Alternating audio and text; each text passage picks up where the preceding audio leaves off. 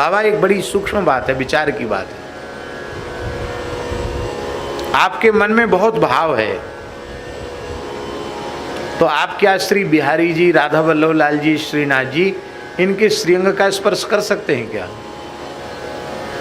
नहीं कर सकते ना। उनकी मर्यादा है, उनके जो अर्चक हैं, गोस्वामी हैं, आचार्य स्वरूप हैं, वो ही उनका स्पर्श कर सकते, सब स्पर्श नहीं कर सकते। आप भले ही प्रेमी हैं, आप जा सकते हो भीतर, छू सकते हो ठाकुर जी को, पर ये माला उनके वक्षस्थल पर, उनकी छाती से लग के आई है, हैं? ठाकुर जी की छाती से लग के आएगी नहीं, और ये माला अब हमारी छाती पे आ गई। इसका मतलब है श्री राधा वल्लभ लाल जी ने हमको छाती से लगा लिया है।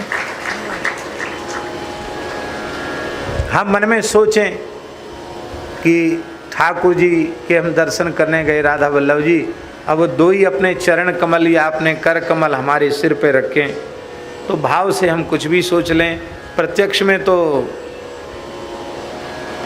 ये होना बड़ा कठिन है हमारे जैसे व्यक्ति के लिए, लेकिन उनके श्रीअंग से संस्पृष्ट जो माला है वो मस्तक पर विराजमान हो गई, मानो उनके चरण कमल, उनके कर कमल हमारे मस्तक पर विराजमान है।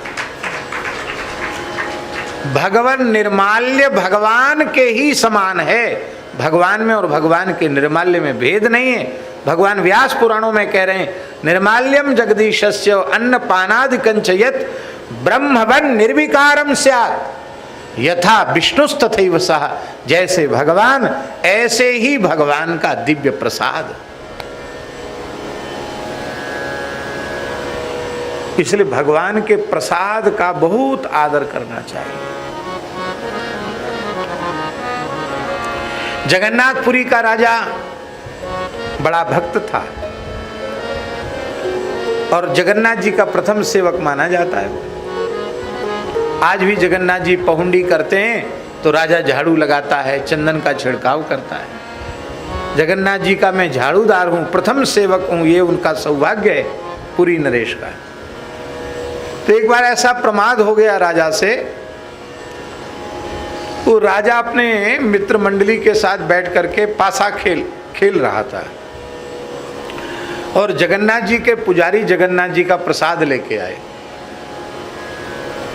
तो राजा को लाख काम छोड़ के पहले प्रसाद लेना चाहिए, पर राजा ने दाहिने हाथ में तो पासे थे, तो बायां हाथ बढ़ा दिया प्रसाद के लिए, बायां हाथ।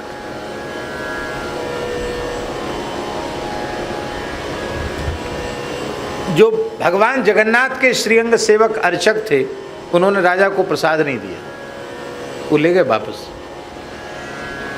बाएं हाथ से कोई प्रसाद ले तो उसको प्रसाद नहीं देना चाहिए, प्रसाद देने वाले को पाप लगता है, ले गए। और राजा तो इतना उसका दिमाग पासा खेलने में व्यस्त था, तो उसको भूल ही गया कि कोई आया गया, वो सब ऐसे हाथ कर दिया था, वो चला गया। कब चला गया भी उसको पता नहीं, वो तो चौसर खेलने में व्यस्त। बाद में उसने पूछा कि अरे भगवान का प्रसाद आज जगन्नाथ जी का नहीं आया।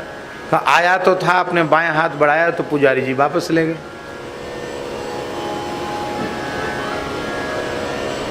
तो राजा बहुत दुखी हो गया, अरे राम राम, ऐसा प्रमाद हो गया, दाहिने हाथ से भगवान का प्रसाद नहीं, ये हाथ इसमें पासे रह गए, ये पासे का त्याग नहीं कर सका, प्रसाद के लिए आगे नहीं बढ़ा। बहुत दुखी हो गया राजा, अन्न जल त्याग दिया राजा ने। अब किसी को बताया नहीं,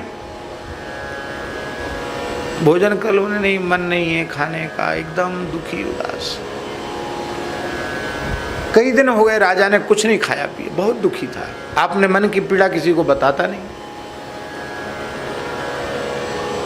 तो जो मंत्री थे, बड़े हितचिंतक थे राजा के, उन्होंने कहा महाराज मैं आपका अत्यंत विश्वस्त प्रधान सचिव हूँ, मंत्री हूँ, आप न तो चिकित्सक को दिखा रहे हैं, ना आप कुछ खा पी रहे हैं, आपका शरीर दुर्बल होता चला जा रहा है। ऐसी कोई बात हो जो सबके सामने कहने लायक न हो तो मैं एकांत में हूँ, आप कह दीजिए। आपके मन में कोई बात ऐसी बैठ गई जिससे आप क्षीण होते चले जा रहे हैं, आप बताओ। तो राजा ने कहा क्या बताऊं, कहने में बहुत शर्म लगती, बड़ा संकोच होता है, लेकिन तुम बार बार शपथ दिला रहे हो इसलिए कहना पड़ेगा। एक प्रेत हमको बहुत परेशान करता है, एक प्रेत बहुत परेशान करता है।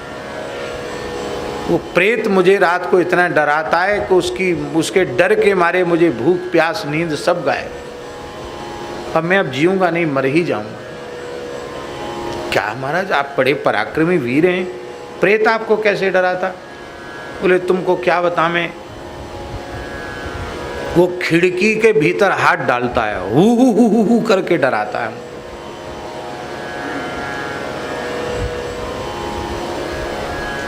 अब मैं डर जाता हूँ, राजा हूँ, कैसे कहूँ कि मैं डरता हूँ?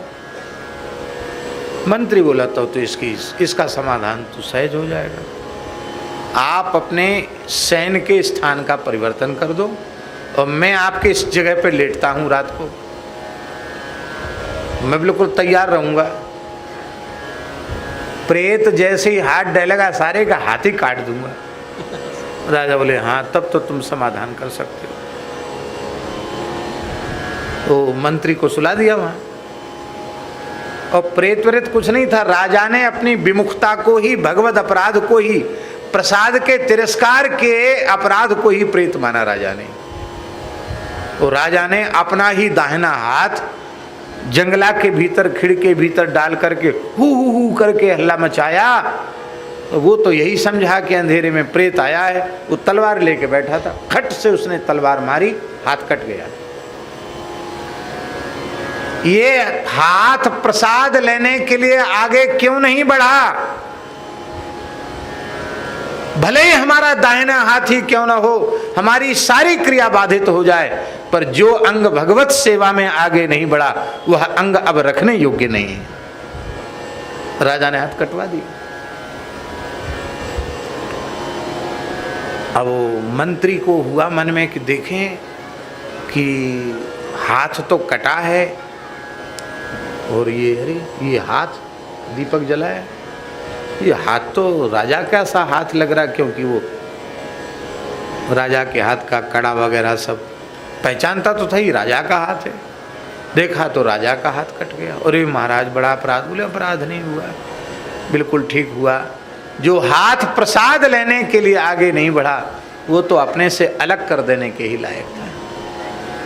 भगवान जगन्नाथ उसकी इस निष्ठा पर रीझ गए और श्री जगन्नाथ जी ने कहा उस कटे हुए हाथ को मेरे बगीचे में गाड़ दो।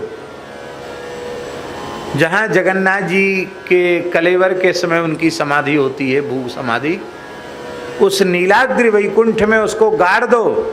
भगवान जगन्नाथ जी की आज्ञा हुई, और जैसे ही उसको गाड़ा, गाड़ते ही उसमें से एक दौना नाम का पुष्प उत्पन्न हो गया, जो जिसकी तुलसी जगन्नाथ जी को चढ़ती है, भगवान को भी चढ़ती है, जिसको नाभा जी ने कहा करते दोना भयो श्याम सौरभ मन मान्यो। राजा का हाथी दौना नाम का पुष्प हो गया। इसका मतलब ये नहीं कि दौना पहले नहीं था, क्योंकि दौना नामक पुष्प की महिमा पद्म पुराण आदि में वर्णित है। माने वो तो दौना है ही है, राजा का वो कटा हुआ हाथ उस समय वो दौना का पेड़ बन गया। भगवान को उसकी सुगंध अत्यंत प्रिय हुई, और जगन्नाथ जी ने कहा कि अब ये दौना तो हमको उसकी सुगंध प्रिय है, अब मेरा प्रसाद लेकर के जाओ, मेरा चरणामृत और मेरा प्रसाद लेकर के पुजारी को कहा राजा के पास जाओ। अब राजा के सामने दूसरी समस्या आ गई। क्या? अब दाहिना हाथ तो कट गया, अब तो बाएं हाथ है, बाएं हाथ से लेना नहीं है, दाहिने हाथ से ही लेना है। अब क्या करें?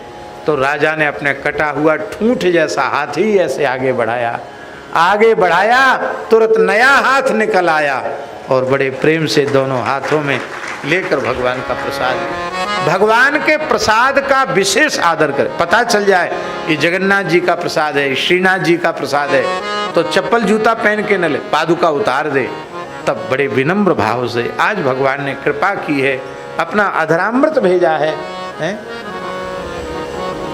गोपी अधर सुधारस के लिए लालायित रहती हैं, और इस पदार्थ का स्पर्श भगवान के अधर से हुआ है, ये अधरामृत से सना हुआ है, भगवान का अधरामृत हमें मिला है।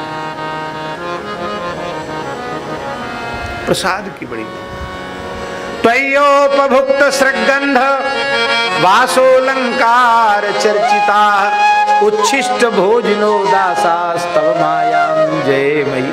प्रसाद सेवन से माया से छुटकारा है, प्रसाद की बड़ी भावना है।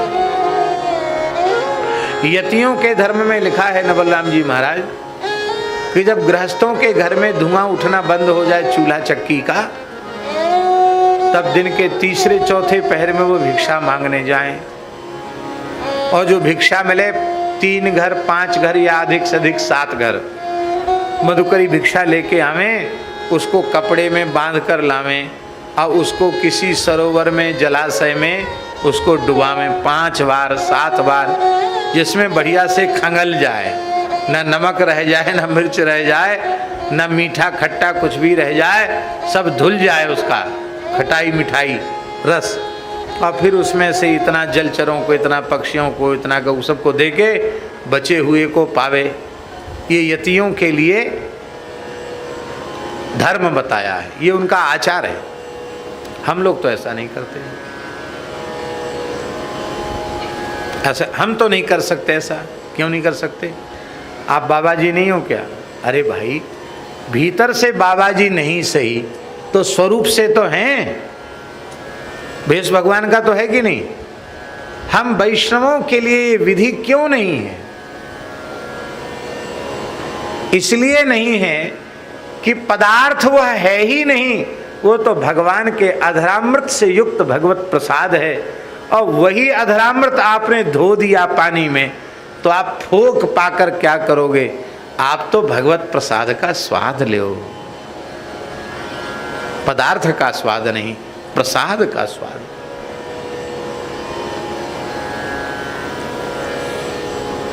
श्री गोपालाचार्य जी महाराज को शुगर हो गया। शुगर होती नहीं बीमारी, शक्कर की बीमारी, मधुमेह। और शुगर बीमारी में डॉक्टर बिल्कुल मना कर देता है कि अब मिठाई मत खाना। वो दवाई तो खाते रहे, पर उन्होंने कभी मीठा पाना बंद नहीं किया।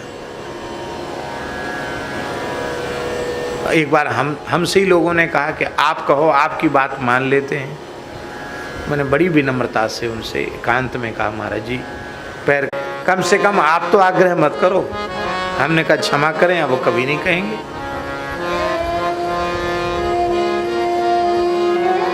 बोले शरीर अपना प्रारब्ध भोग रहा, भोगने दो उसको, लेकिन भगवान की सेवा में कमी कर दें और भगवत प्रसाद में हम पदार्थ बुद्धि करें, ये हमसे संभव नहीं। धन्य है ऐसे महापुरुष को। शास्त्र की बात हम लोग नहीं मानते, डॉक्टर की बात मान लेते हैं। संत की बात नहीं मानते, डॉक्टर की बात मान लेते। इसका मतलब है डॉक्टर ज्यादा महत्वपूर्ण है, शास्त्र महत्वपूर्ण नहीं है।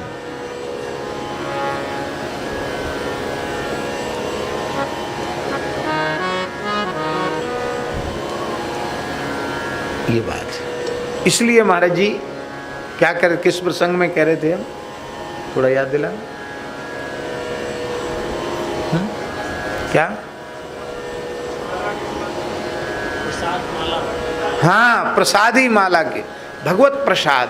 पदार्थ का आस्वादन बंधन कारक है, प्रसाद का आस्वादन मोक्ष कारक है, बंधन से छुड़ाने वाला है।